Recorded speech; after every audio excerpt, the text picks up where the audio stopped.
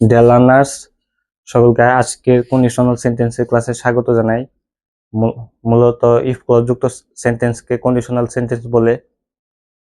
Conditional সেন্টেন্সের দুটি part থাকে, একটি হচ্ছে কন্ডিশনাল পার্ট বা ইফ ক্লজ যাতে শর্ত দেয়া থাকে, আরেকটি হচ্ছে রেজাল্ট পার্ট বা মেইন ক্লজ যাতে ইফ ক্লজের দেয়া শর্ত পূরণের ফলে যে ফলাফল আসবে সেটি দেয়া থাকে।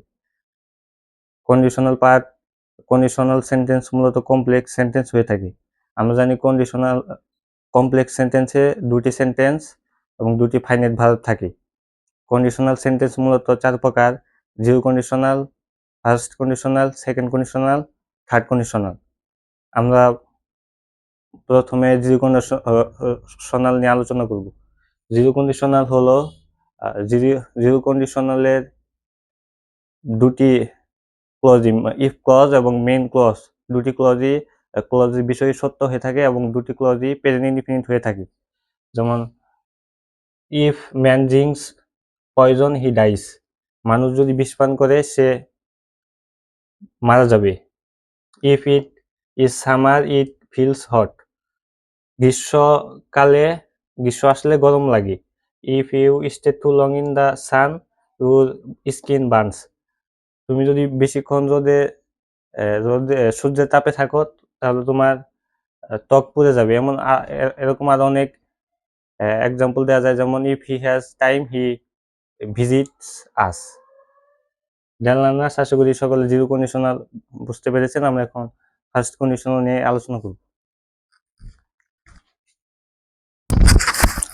ডিয়ার লার্নার্স, ফার্স্ট কন্ডিশনালের ইফ ক্লজটি যদি প্রেজেন্ট ইনডিফিনিট টেন্স হয়, অপর ক্লজটি ফিউচার ইনডিফিনিট টেন্স হয়। যেমন আমরা জানি প্রেজেন্ট ইনডিফিনিট টেন্সের স্ট্রাকচার সাবজেক্ট প্লাস ভার্বের বেস ফর্ম প্লাস অবজেক্ট, এবং ফিউচার ইনডিফিনিট টেন্সের structure subject plus shall will plus ভার্বের বেস ফর্ম প্লাস অবজেক্ট। যেমন if you come I will go, এখানে ইফ ইউ কামটি ইফ ক্লজ যেটি present indefinite টেন্সে আছে এবং আই উইল গো এটি হলো ফিউচার ইনডিফিনিট টেন্স আছে। এরপরে if it rains we will not go, যদি বৃষ্টি আসে আমরা যাব না। If you want to pass study hard, if he ran fast he will win the prize. এরকম অনেক উদাহরণ হতে পারে। আশা করি ডিয়ার লার্নার্স ফার্স্ট কন্ডিশনাল বুঝতে পেরেছেন। এখন আমরা সেকেন্ড কন্ডিশনাল নিয়ে আলোচনা করব। ডিয়ার লার্নার্স, আমরা এতক্ষণ জিরো কন্ডিশনাল এবং ফার্স্ট কন্ডিশনাল দেখেছি। এই দুটি রিয়েল হয় এবং সেকেন্ড কন্ডিশনাল এবং থার্ড কন্ডিশনাল আনরিয়েল হয়। সেকেন্ড কন্ডিশনালের ইফ ক্লজটি যদি ইফ প্লাস পাস্ট ইনডিফিনিট অথবা if plus subject plus were অথবা subject should plus subject plus object হয়, তাহলে মেন ক্লজটি উড কুড মাইট শুডের যে কোনো একটি এবং ভার্বের বেস ফর্ম হয়। যেমন if you come I would go,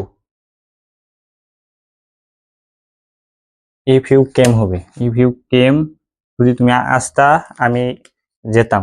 if I were a bird I could fly in the sky, আমি যদি পাখি হতাম আমি আকাশে উঠতে পারতাম। Had I a lot of money I would help the poor, এরকম অনেক এক্সাম্পল হতে পারে। যেমন were I a king I would help the poor, should I need more money I could call my neighbour.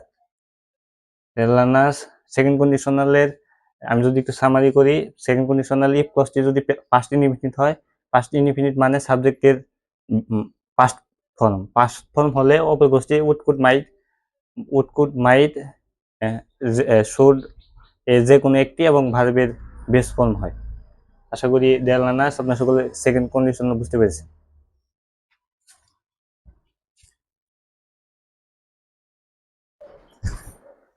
Deer learners, third কন্ডিশনালের if ক্লজটি if plus past perfect অথবা had plus subject plus ভার্বের past participle form হয় এবং অপর ক্লজটি subject plus would could might should যে কোনো একটি এবং হ্যাভ প্লাস ভার্বের past participle form plus object হয়। যেমন if you had come I would have gone, had I been a king I would have help the poor, if you had not completed your work you would have been punished.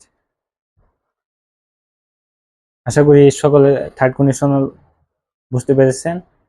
সকলকে ধন্যবাদ।